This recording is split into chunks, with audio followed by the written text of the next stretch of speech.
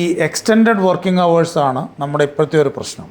ഈ work from home വന്നു കഴിഞ്ഞപ്പോൾ നമുക്കുണ്ടായ പ്രശ്നം എന്താണെന്ന് വെച്ചാൽ ഒരു സ്ട്രക്ചറില്ല വർക്കിന്. അപ്പം നമ്മൾ വിചാരിക്കും ഏതായാലും വീട്ടിലല്ലേ, രാത്രി ഇനി കൂടുതലൊന്ന് വർക്ക് ചെയ്യാം. പക്ഷേ ആ വർക്ക് പലപ്പോഴും നീണ്ടു പോവുകയും നമ്മുടെ ഉറക്കത്തിനെ ബാധിക്കുകയും ചെയ്യുന്നു. ഈ റെറ്റിനയിൽ നമുക്ക് 2 തരം സെൽസ് ഉണ്ട്, റോഡ്സ് ആൻഡ് കോൺസ് എന്ന് പറയും. അത് ലൈറ്റ് സെൻസിറ്റീവാണ്. അപ്പോൾ ഇത്തരം കോശങ്ങളെ ഉത്തേജിപ്പിക്കുന്നതാണ് ബ്ലൂ ലൈറ്റ്. നമുക്ക് ഉറങ്ങാൻ പറ്റുന്നതല്ല ബ്ലൂ ലൈറ്റ്. ബ്രെയിനിൻ്റെ ഒരു എക്സ്ക്രീറ്ററി സിസ്റ്റം ഉണ്ട്, ഗ്ലയൽ ലിംഫാറ്റിക്സ് എന്ന് പറയും. ഇത് ഉറക്കത്തിൽ മാത്രമേ പ്രവർത്തിക്കുന്നുള്ളൂ. അതായത് ആവശ്യമില്ലാത്ത പുറന്തള്ളുന്ന സിസ്റ്റം. ഇതവിടെ കെട്ടിക്കിടക്കുന്നതാണ് പിൽക്കാലത്ത് ഡിമെൻഷ്യ പോലെയുള്ള അസുഖങ്ങൾ ഉണ്ടാവുന്നതിൻ്റെ ഒരു കാരണമായി ചൂണ്ടിക്കാണിക്കപ്പെട്ടിട്ടുള്ളത്. അതായത് ബ്രെയിൻ ചുരുങ്ങുന്ന അല്ലെങ്കിൽ ബ്രെയിൻ മോശമാവുന്ന അസുഖങ്ങളുടെ അടിസ്ഥാനം അതാണെന്നുള്ളതാണ് ഇപ്പോഴത്തെ ഒരു കണ്ടുപിടുത്തം. നമ്മളൊരു സ്ലീപ്പ് എങ്ങനെ നമ്മൾ തുടങ്ങുന്നു, എങ്ങനെ നടന്നു പോകുന്നു, എങ്ങനെ അവസാനിക്കുന്നു, അതിനാ കൃത്യമായിട്ടുള്ള സ്ലീപ്പ് ആർക്കിടെക്ചർ എന്ന് പറയും. ഇത് പാലിക്കപ്പെട്ടാൽ മാത്രമേ ഈ പറയുന്ന എല്ലാ കാര്യങ്ങളും നടക്കൂ. ഇപ്പം പ്രണയം ഹൃദയത്തിലാണെന്ന് പറഞ്ഞു കഴിഞ്ഞാൽ പ്രണയം തലച്ചോറിലാണ്. തന്മാത്രകളാണ് പ്രണയത്തിൻ്റെ അടിസ്ഥാനം. അല്ലാതെ ഹൃദയത്തിന് ഇതിലൊന്നും ചെയ്യാനില്ല. ഹൃദയം അതിൻ്റെ കൂടിനനുസരിച്ച് ഒന്ന് കൂടുതൽ ഇടിക്കുന്നു മാത്രമേ ഉള്ളൂ. ആരോഗ്യത്തെ പറ്റി സംസാരിക്കുമ്പോൾ സസ്റ്റൈനബിൾ ആയിട്ടുള്ളൊരു ലൈഫ് സ്റ്റൈല്, സെൻസിബിൾ ആയിട്ടുള്ളൊരു ഡയറ്റ്, അതിൻ്റെ കൂടെ എപ്പോഴും പറഞ്ഞു കേൾക്കാറുള്ള മൂന്നാമത്തെ ഏറ്റവും പ്രധാനമായ എസ് ആണ് സ്ലീപ്പ് അഥവാ ഉറക്കം. ഇന്ന് ഈ വിഷയമാണ് നമ്മൾ സംസാരിക്കുന്നത്. ഡോക്ടർ റെജി പോൾ, ന്യൂറോളജിസ്റ്റാണ് നമ്മുടെ കൂടെ ഈ വിഷയം സംസാരിക്കാൻ കൂടെ ചേരുന്നത്. നമസ്കാരം ഡോക്ടർ. നമസ്കാരം ഡോക്ടർ. ഇപ്പം ഈ പറഞ്ഞ പോലെ തന്നെ ഏറ്റവും പ്രധാനപ്പെട്ട ഒരു എസ് ആണ് സ്ലീപ്പ്. പക്ഷേ ടെക്നോളജീൻ്റെ വികസനം, അതിപ്രസരം എന്നൊന്നും ഇപ്പോൾ പറയാൻ പറ്റില്ല, കാര്യം എല്ലാവരും അത് ഉപയോഗിക്കുന്നുണ്ട്. പിന്നെ അതിൻ്റെ കൂടെ സോഷ്യൽ മീഡിയ, പിന്നെ കുറേ ഹാബിറ്റ്സ് എല്ലാം കൂടെ ചേർന്നിട്ട് സ്ലീപ്ലെസ് ആയിട്ടുള്ള ഒരു ജനതേനെ അല്ലെങ്കിൽ ഒരു തലമുറേനെയാണ് ഇപ്പോൾ സൃഷ്ടിക്കുന്നതെന്നൊക്കെയാണ് പൊതുവെ പറഞ്ഞു കേൾക്കാറുള്ളത്. അപ്പോൾ അത്രയും ഇഷ്യൂസ് ആയിട്ട് ഇത് നമ്മളുടെ ഒരു തോന്നൽ മാത്രമാണോ, നമ്മുടെ വീട്ടിൽ നിന്ന് മുതൽ കാണുന്ന ഒരു തോന്നൽ മാത്രമാണോ, അതോ ഇത്ര ഇഷ്യൂസ് ആയിട്ട് ഡോക്ടറെ കാണാൻ വരുന്ന ആളുകളുടെ എണ്ണത്തിൽ കഴിഞ്ഞ ഒരു 5-10 വർഷം കൊണ്ട് വർധനവുണ്ടായിട്ടുണ്ടോ? തീർച്ചയായും ഈ ജീവിതശൈലിയും ഉറക്കവും തമ്മിൽ അഭേദ്യമായ ബന്ധമുണ്ട്. ജീവിതശൈലി എന്ന് പറയുന്നത് ഇപ്പോൾ നമ്മളിപ്പോൾ ടെക്നോളജി എന്ന് പറയുന്നത് നമുക്ക് ഏതായാലും ഒഴിവാക്കാൻ പറ്റാത്തൊരു കാര്യമാണ്. അതിപ്പോൾ എന്ത് തന്നെയായാലും നമുക്ക് ടെക്നോളജി എപ്പോഴും നമുക്ക് നല്ല കാര്യങ്ങൾക്ക് നല്ലത് തന്നെയാണ്, നല്ലത്തെ കാര്യങ്ങൾക്കായിട്ട് ഉപയോഗിക്കപ്പെടുന്നതാണ്. പക്ഷെ ഇപ്പോഴത്തെ പ്രശ്നം അതിനേക്കാളും കൂടുതലായിട്ട് നമ്മുടെ ഈ എക്സ്റ്റെൻഡഡ് വർക്കിംഗ് അവേഴ്സാണ് നമ്മുടെ ഇപ്പോഴത്തെ ഒരു പ്രശ്നം. ഈ പലപ്പോഴും ഈ കോവിഡ് കഴിഞ്ഞപ്പോൾ നമ്മൾ വർക്ക് ഫ്രം ഹോം തുടങ്ങി. ഈ വർക്ക് ഫ്രം ഹോം വന്നു കഴിഞ്ഞപ്പോൾ നമുക്കുണ്ടായ പ്രശ്നം എന്താണെന്ന് വെച്ചാൽ ഒരു സ്ട്രക്ചറില്ല വർക്കിന്. ഒരു സ്റ്റിപ്പുലേറ്റഡ് ടൈമിലല്ല വർക്ക് ചെയ്യുന്നത്. അപ്പം ഈ വർക്ക് ഫ്രം ഹോം കുറേ കാര്യത്തിൽ കൺവീനിയൻസ് കൊടുക്കുന്നുണ്ടെങ്കിലും ഇപ്പോൾ ചില ആളുകളെ സംബന്ധിച്ചിടത്തോളം അവർ വളരെ ഫോക്കസ്ഡ് ആയിട്ടും കൃത്യമായിട്ട് സമയം നോക്കി മാനേജ് ചെയ്ത് ജീവിക്കുന്ന ഒരാൾക്ക് ചിലപ്പോൾ അത് ഓക്കെ ആയിരിക്കാം. പക്ഷേ ഒട്ടുമുക്കാലും ആൾക്കാരും നമ്മളൊരു ഫ്ലോ അനുസരിച്ച് പോകാൻ ഇഷ്ടപ്പെടുന്നവരാണ്. അപ്പോൾ അങ്ങനെയുള്ള ആളുകൾക്ക് പലപ്പോഴും ഇതുപോലെയുള്ള സെറ്റപ്പുകൾക്ക് നമുക്കൊരു എക്സ്റ്റെൻഡഡ് വർക്കിംഗ് അവേഴ്സാണ് പലപ്പോഴും നിൽക്കുക. കാരണം പലരും കംപ്ലയിൻറ്റ് ചെയ്യുന്ന ജോലി ഒരിക്കലും തീരുന്നില്ല. അതായത് ആവശ്യത്തിന് റെസ്റ്റ് എടുക്കാൻ സമയമില്ല. അതായത് വർക്ക് ഫ്രം ഹോം എന്ന് പറയുമ്പോൾ ടാർഗറ്റ്സ് മീറ്റ് ചെയ്യാം. മറ്റേ നമുക്കൊരു 5 മണി കഴിഞ്ഞു അല്ലെങ്കിൽ 6 മണി കഴിഞ്ഞ് നമുക്ക് അവിടെ നിന്ന് ഇറങ്ങാം. പിന്നെ നമ്മൾ ഇതിനെക്കുറിച്ച് ആലോചിക്കേണ്ട കാര്യമില്ല. മറ്റേ നമുക്ക് വീട്ടിലും ഇതേ പ്രശ്നം തന്നെ ഇരിക്കുകയാണ്. അപ്പം നമ്മൾ വിചാരിക്കും ഏതായാലും വീട്ടിലല്ലേ, രാത്രി ഇനി കൂടുതലൊന്ന് വർക്ക് ചെയ്യാം. പക്ഷേ ആ വർക്ക് പലപ്പോഴും നീണ്ടു പോവുകയും നമ്മുടെ ഉറക്കത്തിനെ ബാധിക്കുകയും ചെയ്യുന്നു. കുട്ടികളാണെങ്കിൽ നമുക്ക് എല്ലാവരും കൂടെയൊക്കെ ഒന്ന് എൻജോയ് ചെയ്ത് നടന്നു, രാത്രി ഇരുന്ന് പഠിച്ചുകളെ. ആരും പകലിരുന്ന് പഠിക്കാറില്ല.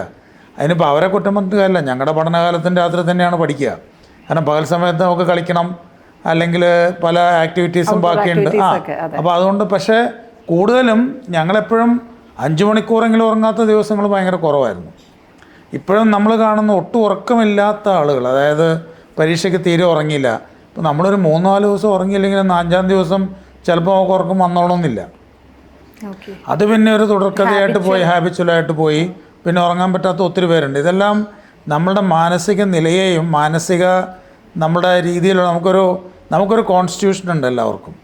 ജനറ്റിക്കായിട്ട് നമ്മളുടെ രീതികൾ, നമ്മുടെ ന്യൂറോ ട്രാൻസ്മിറ്റേഴ്സ് അല്ലെങ്കിൽ ആ തരം കെമിക്കൽസ്, ബ്രെയിനിനുള്ള ട്രാൻസ്മിറ്റേഴ്സ് എങ്ങനെ പ്രവർത്തിക്കണം, ഏത് രീതിയിൽ പ്രവർത്തിക്കണം എന്ന് ജനറ്റിക്കായിട്ടൊരു കാര്യമുണ്ട്.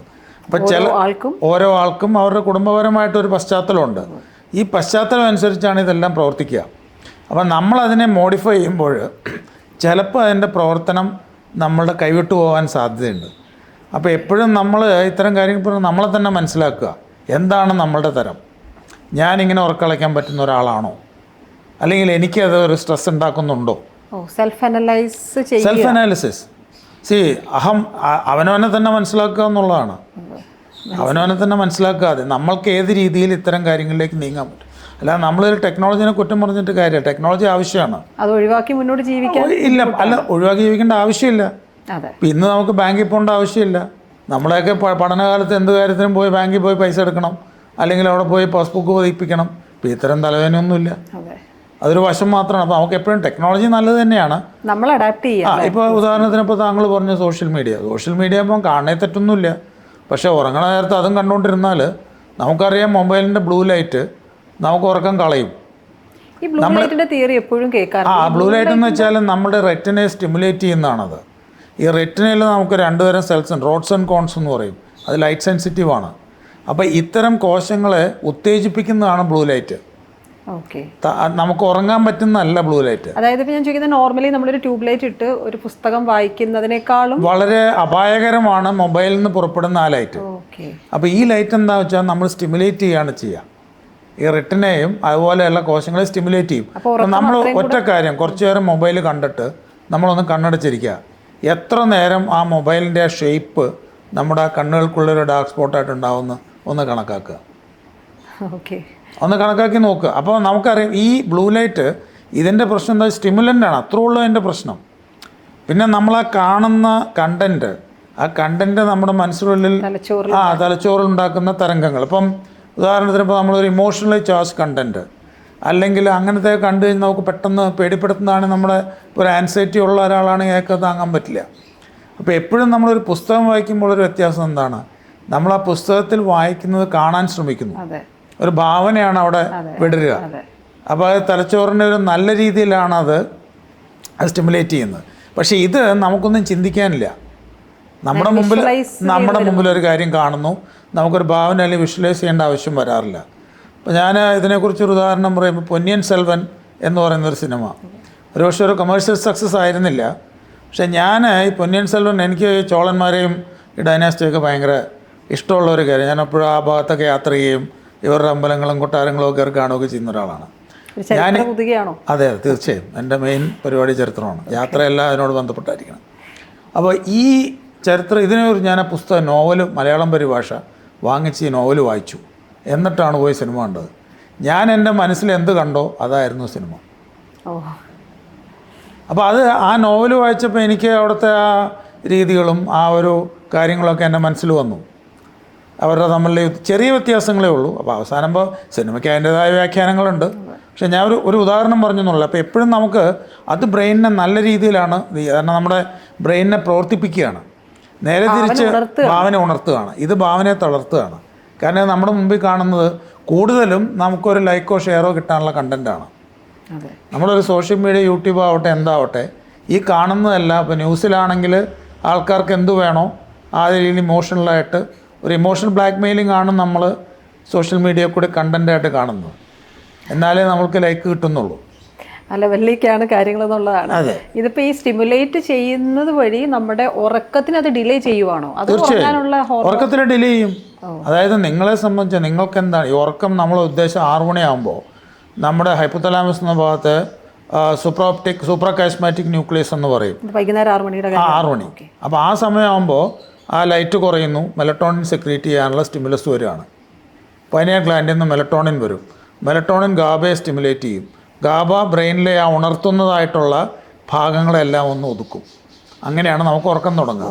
ഇതാണ് ഡോക്ടർ നേരത്തെ പറഞ്ഞ ഒരു വ്യക്തിയുടെ ബയോളജിക്കൽ. അതെ, ബയോളജിക്കൽ. അപ്പോൾ ഈ തുടങ്ങുമ്പോൾ ഇതാണ് അതിൻ്റെ ഉറക്കത്തിൻ്റെ തുടക്കം. പിന്നെ നമുക്ക് മറ്റ് തന്മാത്രകളൊക്കെ ഉണ്ട്. അപ്പോൾ അതിനൊക്കെ പ്രവർത്തനം ഇതൊരു സൈഡ് ഇനീഷ്യൽ ഇതാണ്. പിന്നെ നമ്മുടെ അഡിനോസിൻ, ഓറെക്സിൻ, അങ്ങനെ കുറേ തന്മാത്രകളുടെ ഒരു കളിയാണ് ഈ ഉറക്കം എന്ന് വെച്ച് കഴിഞ്ഞാൽ. അപ്പോൾ ഈ ഒരു പ്രശ്നം ലൈറ്റ് കൊടുക്കുന്നവർ മെലട്രോണിൻ്റെ ഇഫക്റ്റ് കുറഞ്ഞു വരും. അപ്പോൾ നമ്മൾ ഉറക്കം പിന്നെയും ഡിലേഡ് ആവും. 6 മണിക്ക് തുടങ്ങുന്ന കാര്യം പിന്നെ നമ്മളത് വരുമ്പോഴത്തേക്ക് ഉദ്ദേശം 12 മണിക്ക് ഇതില്ലാണ്ടാവും, പിന്നെയും 2 മണിയാവും. അപ്പോൾ നമുക്ക് ആ പ്രവർത്തനങ്ങൾ തുടങ്ങാൻ താമസിക്കുന്നു. അപ്പോൾ നമുക്ക് ഉറക്കം വരാൻ താമസിക്കും. ഈ ഉറക്കത്തിൻ്റെ ഒരു ക്വാളിറ്റി സ്ലീപ്പ് എന്ന് പറയുന്ന ഒരു ടൈം ഉണ്ടല്ലോ, 6 hours എന്നൊക്കെ ഒരു അഡൾട്ടിന്. ആ 6 hours കംപ്ലീറ്റ് ചെയ്യാതെ ഇരുന്നാൽ, അതായത് ഫോർ എക്സാമ്പിൾ നമ്മൾ 10 മണിക്ക് കിടക്കേണ്ട ഒരാൾ ഉറങ്ങേണ്ട ഒരാൾ 12 മണിക്കാണ് ഉറങ്ങുന്നതെങ്കിൽ 6 മണി വരെ കിടന്ന് ഉറങ്ങാനുള്ളൊരു സമയം കിട്ടാത്ത ആളാണെങ്കിൽ ഈ റൂട്ടീൻ എഗെയിൻ ഇങ്ങനെ നമ്മളങ്ങനെ കൃത്യമായിട്ട് 6 മണിക്കൂർ എന്ന് പറയുന്ന രീതിയില്ല. ഇല്ല. നമ്മൾ കൂടുതലും ശ്രദ്ധിക്കുന്ന ഇല്ല എന്ന് പറഞ്ഞാൽ വേണം എന്നാണ് നിയമം, പഠനങ്ങൾ അങ്ങനെയാണ്. പക്ഷെ അപ്പോൾ നമുക്ക് ഫങ്ഷൻ ചെയ്യുന്നതിന് ഒരു പക്ഷേ ഇപ്പോൾ 5 മണിക്കൂറായാലും കുഴപ്പമില്ല. ആ സ്ലീപ്പിൻ്റെ ആർക്കിടെക്ചർ ഇപ്പോൾ 5 മണിക്കൂർ കഴിഞ്ഞ് നിങ്ങൾക്ക് ഫങ്ഷനിലാവാൻ പറ്റുമെന്നുണ്ടെങ്കിൽ അതിന് തെറ്റില്ല. ഓക്കെ. നിങ്ങൾക്ക് റെസ്റ്റ്ഫുൾ സ്ലീപ്പ് കിട്ടുന്നുണ്ടോ ഇല്ലയോ എന്നുള്ളതാണ്. അതായത് നമ്മൾ ഒരു ഉറക്കം കഴിഞ്ഞ് ഫ്രഷ് ആയിരിക്കണം. ആ ഫ്രഷ് ആയിട്ടുള്ള സ്ലീപ്പ് കിട്ടുന്നുണ്ടോ ഇല്ലയോ എന്നുള്ളതാണ് പ്രശ്നം. അപ്പോൾ അവിടെ നമ്മളെ സ്ലീപ്പിൻ്റെ ഒരു ആർക്കിടെക്ചർ ഉണ്ട്. സ്ലീപ്പ് ആർക്കിടെക്ചർ എങ്ങനെയാണ് കൃത്യമായിട്ട് നമുക്ക് ഈ പറയുന്ന കുറേ പ്രവർത്തനങ്ങൾ ഉറക്കത്തിൽ നടക്കുന്നുണ്ട്. അപ്പോൾ ഈ പ്രവർത്തനങ്ങളെല്ലാം കൃത്യമായിട്ട് നടന്ന് നമുക്ക് റെസ്റ്റ്ഫുൾ സ്ലീപ്പ് കിട്ടി നമ്മൾ എഴുന്നേൽക്കുന്നു. ഇപ്പോൾ ചിലർ സ്പ്ലിറ്റായിട്ട് നടത്തും, ഉച്ചയ്ക്ക് ഒരു 1 മണിക്കൂർ 2 മണിക്കൂർ ഉറങ്ങും. അവർക്കും നന്നായിട്ട് തന്നെ ഫങ്ഷൻ ചെയ്യാൻ പറ്റും. അത് ഇതൊരു പരിധിവരെ വ്യക്തികളുടെ രീതികളെയും അവരുടെ ട്രെയിനിങ്ങിനെയും ബന്ധപ്പെട്ടിട്ടുണ്ട്. അപ്പോൾ നമ്മളുടെ പ്രശ്നം വരുന്നത് നമ്മൾ ഇത് കാണുമ്പോൾ ഉള്ള പ്രശ്നം നമുക്ക് കുറച്ച് ഇമോഷണലി അപ്സെറ്റ് ആവുന്നു. രണ്ടാമത് ചോദിക്കുമ്പോൾ ഇപ്പോൾ അയാൾക്ക് ചെയ്തില്ലെങ്കിൽ എനിക്ക് എന്തുകൊണ്ട് ചെയ്തുകൂടാ. ചിലർക്കാവുമ്പോൾ എനിക്ക് എന്തുകൊണ്ട് ലൈക്ക് കിട്ടുന്നില്ല, അവന് ലൈക്ക് കിട്ടുന്നു. അപ്പം ഇതെല്ലാം പല പ്രശ്നങ്ങളിലേക്ക് നയിക്കുകയാണ് നമ്മൾ. ബയോളജിക്കലി മാത്രം അല്ലാതെ അഫക്റ്റ് ചെയ്യില്ല അല്ലേ? അല്ല, ഇത് കൂടുതലും അതിൻ്റെ ഒരു പശ്ചാത്തലം, ഒരു ഇമോഷണൽ ബ്ലാക്ക് മെയിലിംഗ്. ഞാൻ എപ്പോഴും ഈ സോഷ്യൽ മീഡിയ കണ്ടൻസിനെ കാണുന്ന അങ്ങനെയാണ്. അത് ഇമോഷണൽ ബ്ലാക്ക് മെയിലിംഗ് ആണ്. അങ്ങനത്തെ ഒരു സാഹചര്യം കൂടെ ഉണ്ടാക്കി കൊടുക്കും. അതെ, ആ ഒരു പ്രശ്നം കൂടെ ഉണ്ടാവുന്നുണ്ട്. അപ്പം ഇതെല്ലാം തന്നെ നമ്മളുടെ വ്യക്തിപരമായ രീതിയിൽ നമ്മളുടെ ജനറ്റിക്സും നമ്മളുടെ രീതികളും വെച്ച് ഉറക്കത്തെ ബാധിക്കുന്നുണ്ട്. ഈ 20കളിലും 30കളിലും ഉള്ള ആൾക്കാരെന്ന് പറയുമ്പോൾ ഓൾമോസ്റ്റ് ഇപ്പം എഡ്യൂക്കേഷനൊക്കെ ഒരു ബേസിക് എഡ്യൂക്കേഷൻ കഴിഞ്ഞ് ഒരു പക്ഷേ ജോലിയിൽ ആയവരും അല്ലെങ്കിൽ ജോലിയിലേക്ക് കയറിയവരായിട്ടുള്ള ആൾക്കാരായിരിക്കും. അവരുടെ കാര്യത്തിൽ ഈ ഉറക്കത്തിൻ്റെ കാര്യം ചിലപ്പം വർക്ക് ലൈഫ് ബാലൻസിൻ്റെ വിഷയങ്ങളൊക്കെ ഉണ്ടെന്ന് നമുക്ക്, അല്ലെങ്കിൽ ഒരു ട്രാൻസിഷൻ എന്നൊക്കെ നമുക്ക് കരുതാം. കുട്ടികളുടെ കേസിലും ഇതേമാതിരി തന്നെ മിക്കവാറും പറയാറുണ്ട്. അതായത് നിങ്ങൾ ഉറങ്ങുന്നുണ്ടോ എന്ന് നമുക്ക് സംശയമാണ്. രാത്രി 2 മണിക്കും 3 മണിക്കും കാണാം, റൂമിൽ വെളിച്ചം കാണാം എന്ന് പറയുമ്പോൾ ഈ കുട്ടികളുടെയും പെർഫോമൻസിനെ, അതോ അവരെ ഏറ്റവും എനർജറ്റിക് ആയിട്ടും ഏറ്റവും ബ്രെയിൻ വർക്ക് ചെയ്യേണ്ട ഒരു സമയത്തെ നെഗറ്റീവായിട്ടല്ലേ ബാധിക്കുക? തീർച്ചയായും ബാധിക്കേണ്ട. അതായത് നമ്മൾ ഈ കുട്ടികളുടെ കാര്യം നമ്മൾ പറയുമ്പോൾ ഇത് 2 കാര്യത്തിലാണെന്നുണ്ടാവും. ഒന്ന്, ഈ കുട്ടികൾക്ക് നമ്മൾ ചിലർ ഇങ്ങനെ വായിച്ചുകൊണ്ടേയിരിക്കും, കുറച്ച് നേരം കിടന്നുറങ്ങും, പിന്നെ എഴുന്നേറ്റ് വായിക്കും, കുറച്ച് നേരം കിടന്നുറങ്ങും. ചില ആൾക്കാർക്ക് ചിലപ്പോൾ അത് വലിയ കുഴപ്പമില്ലാണ്ട് പോയേക്കാം, പക്ഷേ ബഹുഭൂരിപക്ഷത്തിനും അത് ബുദ്ധിമുട്ടിലേക്ക് നീക്കും, കാരണം ഓർമ്മ നിൽക്കില്ല. രണ്ടാമത്തെ കാര്യം, വളരുന്ന ബ്രെയിൻ, അല്ലെങ്കിൽ നമ്മൾ പല കാര്യങ്ങളും നമ്മൾ അക്വയർ ചെയ്ത് നോർമലായിട്ട് പോകേണ്ട ബ്രെയിൻ. ഇതിൻ്റെ പ്രശ്നം ബ്രെയിനിൽ നമ്മളൊരു പുതിയ കോശങ്ങളുണ്ടാവുന്നില്ല. നമ്മളൊരു ഫിക്സഡ് സെൽസ് ആയിട്ടാണ് ജനിക്കുന്നത്. ന്യൂറോൺസ് ഒരിക്കലും പുതിയതുണ്ടാവുന്നില്ല. അപ്പോൾ നമ്മളിപ്പോൾ ചെറുപ്പത്തിൽ എത്ര ന്യൂറോൺസ് ഉണ്ടോ അത്രയും ന്യൂറോൺസ് തന്നെ അവിടെ ഉള്ളൂ. ഓരോ കൊല്ലം കഴിയുന്തോറും ഇത്ര നശിച്ചുകൊണ്ടിരിക്കും. അപ്പോൾ 75 ഇയേഴ്സ് ആകുമ്പോഴത്തേക്കും നമുക്കൊരു 25% ന്യൂറോൺസ് പോകും. പക്ഷെ ഒരു വ്യത്യാസം എന്താണെന്ന് ചോദിച്ചാൽ നമുക്ക് ഈ ന്യൂറോൺസ് വേണ്ടതിൻ്റെ ഒരു 3 ഇരട്ടി അവിടെ ഉണ്ട്. നമുക്കതിന് വലിയ പ്രശ്നമൊന്നുമില്ല. ഒരു സ്ട്രോക്ക് വന്നവരും പലപ്പോഴും എഴുന്നേറ്റ് നോർമലായിട്ട് നടക്കും. അതിൻ്റെ അടുത്തുള്ള പ്ലാസ്റ്റിസിറ്റി എന്ന് പറയും, പുതിയ കണക്ഷൻസ് ഉണ്ടാവും, പുതിയ പ്രവർത്തനങ്ങൾ ഏറ്റെടുക്കാനുള്ള രീതികളുണ്ടാവും. അപ്പോൾ എന്ന് പറയുന്ന പോലെ ഈ ന്യൂറോൺസിനെ നമ്മൾ ട്രെയിൻ ചെയ്യിക്കുന്ന ഒരു കാലഘട്ടമാണ് ഈ വിദ്യാർത്ഥി ജീവിതം അല്ലെങ്കിൽ കുട്ടിക്കാലം, പ്രായം. അപ്പോൾ ആ ട്രെയിനിങ് അവതാളത്തിലാവും. വെൽ ട്രെയിൻഡ് അല്ലാത്ത ഒരു കുട്ടിയെ സംബന്ധിച്ച്, അതായത് ഉറക്കം കൃത്യമായിട്ട് ഇല്ലാത്തതിൻ്റെ ഭാഗമായിട്ട് തന്നെ ഒരു കുട്ടിക്ക് ഒരു ട്രെയിനിങ് വേണം. അവൻ വളർന്നു വരുമ്പോൾ പുതിയ പുതിയ ചാലഞ്ചസ് ഏറ്റെടുക്കാനുള്ള മാനസികാവസ്ഥ അവനുണ്ടാവണം. ആ ട്രെയിനിങ് നമുക്ക് നേരത്തെ കൊടുക്കേണ്ടി വരും. ആ ട്രെയിനിങ്ങും ഈ ഉറക്കവും തമ്മിലുള്ള ഈ നമ്മളെപ്പോഴും ഉറക്കത്തിൻ്റെ ഏറ്റവും വലിയ വ്യത്യാസം എന്താണ്? നമ്മൾ പകൽ കാണുന്ന കാര്യങ്ങൾ എല്ലാം കൃത്യമായി അളന്ന് ബ്രെയിനിലെ ഒരു ഹാർഡ് ഡിസ്കിലേക്ക് സ്റ്റോർ ചെയ്യുന്ന ഒരു പ്രവൃത്തി നടക്കുന്ന ഉറക്കത്തിലാണ്. ഉറക്കമില്ലെങ്കിൽ ആ പ്രവൃത്തിയില്ല. ഉറക്കം കുറയും തോറും ഈ പ്രക്രിയ ഇല്ല. അപ്പോൾ നിങ്ങളൊരു കറപ്റ്റഡ് ഹാർഡ് ഡിസ്ക് അല്ലെങ്കിൽ ഒരു ഓവർലോഡ് ഹാർഡ് ഡിസ്ക്കാണ് നിങ്ങൾ ഭാവിയിലേക്ക് ഉണ്ടാവുക. രണ്ടാമത്തെ കാര്യം, ഈ ബ്രെയിനിൻ്റെ ഒരു എക്സ്ക്രീറ്ററി സിസ്റ്റം ഉണ്ട്, ഗ്ലയൽ ലിംഫാറ്റിക്സ് എന്ന് പറയും. ഇത് ഉറക്കത്തിൽ മാത്രമേ പ്രവർത്തിക്കുന്നുള്ളൂ. അതായത് ആവശ്യമില്ലാത്ത പുറന്തള്ളുന്ന സിസ്റ്റം. അത് ഉണർന്നിരിക്കുന്ന അവസ്ഥയിൽ അത് പ്രവർത്തിക്കില്ല. അപ്പോൾ ഈ നമ്മൾ ആക്റ്റീവായിട്ടിരിക്കുമ്പോൾ ഉണ്ടാവുന്ന എല്ലാ മെറ്റബോളൈറ്റ്സും വിസർജ്യങ്ങളും രാത്രിയിൽ ഈ സാധനം തുറക്കുള്ളൂ. അതുവരെ ഇങ്ങനെ തിങ്ങി നിറഞ്ഞ് അടഞ്ഞിരിക്കുക. അത് രാത്രിയാകുമ്പോൾ ഇതങ്ങ് തുറക്കും, അതെല്ലാം പുറത്തേക്ക് പോരും. ഇതവിടെ കെട്ടിക്കിടന്നിക്കണതാണ് പിൽക്കാലത്തെ ഡിമെൻഷ്യ പോലെയുള്ള അസുഖങ്ങൾ ഉണ്ടാവുന്നതിൻ്റെ ഒരു കാരണമായി ചൂണ്ടിക്കാണിക്കപ്പെട്ടിട്ടുള്ളത്. ഡീജനറേറ്റീവ് ഡിസോർഡേഴ്സ്, അതായത് ബ്രെയിൻ ചുരുങ്ങുന്ന അല്ലെങ്കിൽ ബ്രെയിൻ മോശമാവുന്ന അസുഖങ്ങളുടെ അടിസ്ഥാനം അതാണെന്നുള്ളതാണ് ഇപ്പോഴത്തെ ഒരു കണ്ടുപിടുത്തം. പക്ഷേ ഈ ഇപ്പോൾ ഡോക്ടർ ഈ പറഞ്ഞ കാര്യങ്ങളൊക്കെ എനിക്ക് വളരെ വളരെ ഫ്രഷ് ആയിട്ട് ഫീൽ ചെയ്യുന്ന കാര്യങ്ങളാണ്. അപ്പോൾ ഇത് നമ്മളുടെ സാധാരണ, ഞാൻ ചോദിക്കുന്നത്, ഇപ്പം എന്തായാലും ഡോക്ടർ ഇത്തരം ആൾക്കാരെ ധാരാളം കാണുന്നുണ്ടാവും. അപ്പോൾ വരുന്ന ആൾക്കാരോട് ഇത്തരം കാര്യങ്ങൾ നമ്മൾ ഞാൻ സംസാരിക്കാറുണ്ട്. ആ ഒരു അവയർനെസ് അവയർനെസ് വായിച്ച് ഇതൊക്കെ അടുത്ത കാലത്തുണ്ടായ കണ്ടുപിടുത്തങ്ങളാണ് ഇതൊക്കെ. ഇത് വന്നിട്ട് ഉദ്ദേശം ഒരു 2 വർഷത്തിൽ താഴെ ആയിട്ടുള്ളൂ. ഇതൊക്കെ ഒരു വൈഡ് സ്പ്രെഡായ കണ്ടുപിടുത്തങ്ങൾ നേരത്തെ ഉണ്ടായിരുന്നു, പക്ഷേ അതിനെ പ്രൂവ് ചെയ്തിട്ട് അധികം കാലമായിട്ടില്ല. ഇപ്പം നമുക്കറിയാം ഇന്നൊക്കെയാണ്. അതുകൊണ്ടാണ് ഈ ഉറക്കത്തിന് ഇപ്പോൾ ഇത്രയും ഒരു ഇമ്പോർട്ടൻസ് വന്നത്. ഈ ഉറക്ക രോഗങ്ങൾ, ഞാൻ ആദ്യമായിട്ട് ഒരു സ്ലീപ്പ് യൂണിറ്റ് തുടങ്ങാൻ ഉദ്ദേശിക്കുന്നത് 2007 ഈ 2007 ഞാൻ സ്ലീപ്പ് എന്ന് പറഞ്ഞപ്പോൾ അത് സൈക്യാട്രിസ്റ്റ് ചികിത്സിക്കേണ്ടതല്ലേ, നിങ്ങൾക്ക് എന്താ അതിനകത്ത് കാര്യം? അതായിരുന്നു ജനറലായിട്ടുള്ളൊരു. ഇന്നിപ്പം നമുക്കൊരു നല്ല സ്ലീപ്പ് ലാബുണ്ട്. ഇന്നിപ്പോൾ ജനത്തിന് മനസ്സിലായി ഒരുമാതിരിയുള്ള ന്യൂറോളജി ഡിസോർഡേഴ്സിൻ്റെ ഈ ഡീജനറേഷൻ്റെ ബേസിസ് ഉറക്കമില്ലായ്മയാണെന്നുള്ളത്. അപ്പോൾ സ്ലീപ്പ് ഒരു ന്യൂറോ ബയോളജിക്കൽ പ്രോസസ്സാണ്. ഡിപ്രഷൻ കൊണ്ട് ഇൻസോംനിയ ഉണ്ടാവാം. അപ്പോൾ അതിനകത്ത് സൈക്യാട്രിസ്റ്റ് ചികിത്സിക്കണം. അപ്പോൾ അതിനകത്ത് ഓരോ ഡോക്ടർക്ക്, ഇപ്പോൾ പൾമണോളജിസ്റ്റ്, ENT സർജൻ, എല്ലാവർക്കും അവരുടേതായ റോൾ എടുക്കാനുണ്ട് അതിൽ. പക്ഷേ ആ പ്രോസസ്സ്, നമ്മളൊരു സ്ലീപ്പ് എങ്ങനെ നമ്മൾ തുടങ്ങുന്നു, എങ്ങനെ നടന്നു പോകുന്നു, എങ്ങനെ അവസാനിക്കുന്നു, അതിനാ കൃത്യമായിട്ടുള്ള സ്ലീപ്പ് ആർക്കിടെക്ചർ എന്ന് പറയും. ഇത് പാലിക്കപ്പെട്ടാൽ മാത്രമേ ഈ പറയുന്ന എല്ലാ കാര്യങ്ങളും നടക്കുകയുള്ളൂ.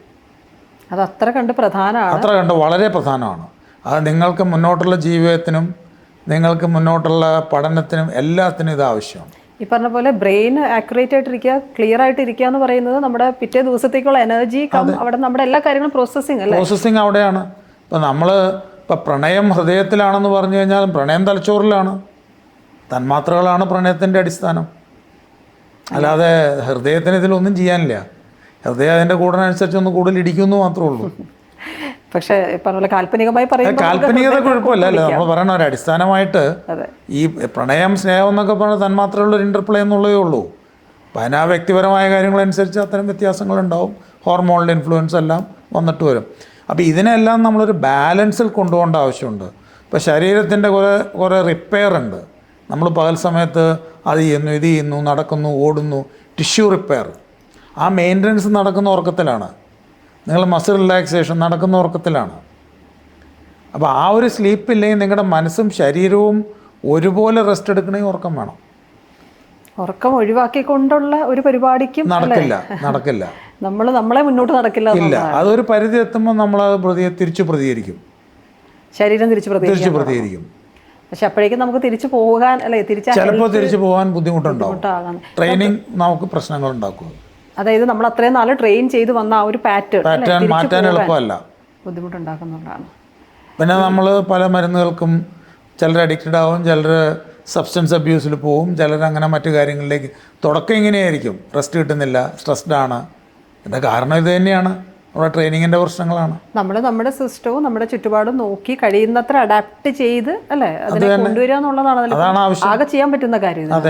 ഈ ഉറക്കമായിട്ട് ബന്ധപ്പെട്ട് നമ്മൾ ഇതിനെപ്പറ്റി റിസർച്ച് ഇൻ ദ സെൻസ് കാര്യങ്ങളെ പറ്റി അന്വേഷിക്കുമ്പം ഈ delayed sleep phase syndrome, DSPS, ഞാൻ ഇപ്പം ഈ ഡോക്ടറായിട്ട് സംസാരിക്കേണ്ട ഭാഗമായിട്ട് നോക്കുമ്പോൾ അറിഞ്ഞതാണ്. ഇത് ഇത്തിരി ഫിസിക്കലി ആൻഡ് മെൻ്റലി 2 തരത്തിൽ അല്പം കൺഫ്യൂസിങ് ആയിട്ടുള്ള, ഇത്തിരി ടെൻഷൻ ഉണ്ടാക്കുന്ന ഒരു കാര്യമായിട്ടാണ് ഞാനത് മനസ്സിലാക്കിയത്. ഈ ഉറക്കം എന്ന് പറയുമ്പോൾ നമുക്കിപ്പോൾ ഒരു REM and NREM sleep, rapid I movement and non rapid I movement. നമ്മൾ ഉറക്കത്തിലേക്ക് കിടക്കുമ്പോൾ തന്നെ NREM സ്ലീപ്പിലേക്കാണ് വീഴുന്നത്. അതിന് 4 സ്റ്റേജ് ഉണ്ട്, N1 to N3. അത് കഴിഞ്ഞിട്ട് നമുക്ക് REM വരും. ഇതൊരു 90 മിനിറ്റ് സൈക്കിളായിട്ട് ഇങ്ങനെ മാറി മാറി രാവിലെ വരെ വന്നുകൊണ്ടിരിക്കും. രാവിലെ ആകുമ്പോഴത്തേക്കും കൂടുതൽ REM ആവും. അപ്പോൾ നമ്മൾ സ്വപ്നങ്ങൾ കാണും, ഇതൊക്കെ നമ്മൾ ഓർത്തിരിക്കും. NREM നിന്ന് സ്വപ്നം കാണുന്നുണ്ട്, പക്ഷെ നമ്മൾ ഓർക്കില്ല. REMൻ്റെ പ്രശ്നം എന്താ വെച്ചാൽ നമ്മൾ അന്നേരം സ്വപ്നങ്ങൾ കാണി പല ആക്ടിവിറ്റീസ് നടക്കുന്ന അവിടെയാണ്. ഈ എഴുന്നേറ്റ് നടക്കുക, സ്വപ്നം കാണുക, അങ്ങനത്തെ കാര്യങ്ങളൊക്കെ REMലാണ് നടക്കുക. അപ്പോൾ ഈ REMൻ്റെ പ്രശ്നം എന്താണെന്ന് ചോദിച്ചാൽ REM സ്ലീപ്പ് ബിഹേവിയറൽ ഡിസോർഡേഴ്സ്. അപ്പോൾ ഈ ഡിലേഡ് ഫേസ് എന്ന് നമ്മൾ ഉദ്ദേശിക്കുന്നത് ഉറക്കത്തിലേക്ക് വഴുതി വീഴാനുള്ള ഒരു സമയം എന്നാണ് ഞാൻ മനസ്സിലാക്കിയത്. അതായത് നിങ്ങൾ കിടന്നു കഴിഞ്ഞ് ഒരു 10-15 മിനിറ്റിൽ നടക്കേണ്ട കാര്യം ഒരുപക്ഷെ 1 മണിക്കൂറോ 2 മണിക്കൂറോ കഴിഞ്ഞിട്ടും നടക്കുന്നില്ല. അതിനെപ്പറ്റി ആവാം അങ്ങനത്തെ ഒരു പ്രശ്നമാണ് ഈ ഫേസ് ഡിലേഡ് ആവാൻ. പിന്നെ സ്ലീപ്പിൻ്റെ പ്രശ്നങ്ങളുണ്ട്, അതായത് ഡിസോർഡേഴ്സ് ഉണ്ട്. ഇപ്പോൾ ചിലർക്ക് NREM ചിലപ്പം കറക്റ്റായിട്ട് ഉണ്ടാവില്ല, ചിലർക്ക് REM സ്ലീപ്പായിരിക്കും, എവേക്കനിങ്സ് കൂടുതലായിരിക്കും. ഇപ്പോൾ സ്ലീപ്പ് അപ്നിയ ഉള്ളവർക്ക് പ്രശ്നം ഉണ്ടാവും. അങ്ങനെയുള്ള കുറേ അസുഖങ്ങളുണ്ട്. അതേതായാലും നമുക്കൊരു ഹിസ്റ്ററിയിൽ നിന്ന് നമുക്ക് എടുത്തിട്ട് വേണം നമ്മൾ സ്ലീപ്പ് സ്റ്റഡി പോലെയുള്ള ടെസ്റ്റുകളിലേക്ക് നീങ്ങി കണ്ടുപിടിക്കുന്നത്. ഇപ്പം ഞാനീ പറഞ്ഞ സംഭവം, അതായത് ഇപ്പം നമ്മളിപ്പോൾ സംസാരിച്ച ഇത്തരം ഒരു സാഹചര്യം, അതായത് ഇപ്പോൾ നോർമലി ഒരാൾ കിടന്നാൽ 10ാമത്തെ മിനിറ്റിൽ ഉറങ്ങിക്കൊണ്ടിരുന്ന ഒരാൾ കഴിഞ്ഞ കുറേ നാളുകളായിട്ട് അത് കൂടുതലും ഷിഫ്റ്റ് വർക്കേഴ്സ് അങ്ങനത്തെ പ്രശ്നങ്ങളാണ്. ഇപ്പോൾ ജെറ്റ് ലാഗ്, ഷിഫ്റ്റ് വർക്കേഴ്സ്. ഇപ്പോൾ നിങ്ങളിപ്പോൾ US പോകുന്നു. അപ്പം ഞാൻ പലപ്പോഴും യാത്ര ചെയ്യുമ്പോൾ എനിക്കൊരു പ്ലെയിനിൽ കിടന്നൊരു 8 മണിക്കൂർ സുഖമായിട്ട് കിടന്നുറങ്ങും. ഒന്നില്ലെങ്കിൽ ഒരു പുസ്തകം വായിച്ച് തീർക്കും, അല്ലെങ്കിൽ പുസ്തകം വായിച്ച് അങ്ങ് ഉറങ്ങിപ്പോവും. കുറച്ച് കഴിയുമ്പോൾ ക്ഷീണിക്കും. ഞാൻ ഏറ്റവും സിനിമ കാണുന്നതിനേക്കാളും ഞാൻ ലോങ് ഫ്ലൈറ്റ് പോകുമ്പോൾ എപ്പോഴും പുസ്തകമാണ് കേൾക്കരുത്. ഒരു ബുക്ക് അങ്ങോട്ടും ഒരു ബുക്ക് ഇങ്ങോട്ടും. അത് കുറച്ച് കഴിയുമ്പോൾ നമുക്ക് ആ ഉറക്കം വരും, നമ്മൾ സുഖമായിട്ട് കിടന്നുറങ്ങും. കുറച്ച് കഴിയുമ്പോൾ എഴുന്നേക്കും, വീണ്ടും വായിക്കും. അപ്പോൾ എനിക്ക് ഏറ്റവും നല്ലൊരു ഹിപ്നോട്ടിക്കായിട്ട് തോന്നിയിരിക്കുന്ന പുസ്തകമാണ് വായന തന്നെയാണ്. സഹായിക്കാമെന്നുള്ളതല്ല, വായനയാണ് ഏറ്റവും നല്ലത്. എല്ലാ ആളുകൾക്കും അങ്ങനെ ഉള്ളതാണ്. നമ്മളെ ട്രെയിൻ ചെയ്യാത്തതിൻ്റെ കുഴപ്പമാണ്. കാരണം ഞങ്ങളൊക്കെ സോഷ്യൽ മീഡിയയും കമ്പ്യൂട്ടറും വരുന്നതിന് മുമ്പ് ഉള്ളൊരു കുട്ടിക്കാലം ആയിരുന്നുകൊണ്ട് പുസ്തകങ്ങളായിരുന്നു കൂട്ടുകാർ. അല്ല, ഇപ്പോഴും വായന വളരെ രസകരമായിട്ട് എടുത്ത് വെച്ച് വായിച്ച് ഉറക്കത്തിലേക്ക് വരുന്ന സാഹചര്യങ്ങൾ ഇപ്പോഴും ലൈവായിട്ട് നിൽക്കുന്ന ഒരു ജനറേഷൻ ഉണ്ട്. ഞങ്ങളും വായന എപ്പോഴും ഞാൻ മുൻകൂട്ടി പറഞ്ഞൊരു ഭാവന കൂട്ടുന്നു. നമുക്ക് ആ കണ്ണിൻ്റെ ആ ഫെറ്റീഗ് കുറച്ച് കൂട്ടുന്നു. പിന്നെ നമുക്കിതിലൊന്നും പ്രശ്നങ്ങളില്ല, വിഷമങ്ങളില്ല. കാരണം നമ്മുടെ കണ്ണിനെ സ്റ്റിമുലേറ്റ് ചെയ്യുന്നില്ല, നമുക്കൊരു ഇൻറ്റൻസ് ആയിട്ട് ഒരു ഇമോഷൻസ് ഡെവലപ്പ് ചെയ്യുന്നില്ല അവിടെ. അപ്പം അതുകൊണ്ട് വായന ഒരു നല്ല ടൂളായിട്ട് വളരെ നല്ല ടൂളാണ് ഉപയോഗിക്കാവുന്ന. ഞാനെപ്പോഴും പലപ്പോഴും എനിക്കിഷ്ടപ്പെട്ട ആസ്ട്രിക്സ് കോമിക്കാണ്. ഞാനത് ഫുൾ അടുത്ത കാലത്ത് കുറച്ച് കാലം ഫുൾ റീകളക്ട് ചെയ്തു. കുട്ടിയായിരുന്നപ്പോൾ വായിച്ചിട്ടുള്ളതാണ്. അപ്പോൾ എനിക്കെപ്പോഴെങ്കിലും വളരെ ബോറടിച്ചിരിക്കുമ്പോൾ ഞാൻ ഒരു ബുക്ക് എടുത്ത് വായിച്ചിട്ട് അവിടെയും കിടന്നുറങ്ങും. ഉറക്കത്തെ സ്റ്റിമുലേറ്റ് ചെയ്യാൻ ഉപയോഗിക്കാവുന്ന ഒരു ടൂളാണെന്നാണ് ഡോക്ടറുടെ അഭിപ്രായം. വായന എപ്പോഴും അങ്ങനെ തന്നെയാണ്. അപ്പോൾ എപ്പോഴും നമുക്ക് ആ ഒരു വിഷ്വൽ മീഡിയയെക്കാളും എപ്പോഴും നല്ലത് പുസ്തകങ്ങളോ അതുപോലെയുള്ള കാര്യങ്ങളോ ആണ്. ഈ മ്യൂസിക് ആവാം. ഒരു കിൻഡിൽ വായിക്കുമ്പോൾ നമ്മുടെ പ്രശ്നം ഇത് തന്നെയാണ്. ഇതേ പ്രശ്നം തന്നെ ഉണ്ടാവുന്നുണ്ട്. അതായത് ലൈറ്റിൻ്റെ പ്രശ്നം തന്നെ ഉണ്ടാവുന്നുണ്ട്. അപ്പോൾ ഒരു ഫിസിക്കൽ ബുക്കിൻ്റെ മെച്ചം ഇതിനൊന്നും കിട്ടുന്നില്ല. ഫിസിക്കൽ ബുക്ക് നൊസ്റ്റാൾജിയ മാത്രമല്ല അല്ലേ? അല്ലല്ല, ഒരിക്കലും അല്ല. അതുകൊണ്ടാണ് അത് ഇന്നും നിലനിൽക്കുന്നത്.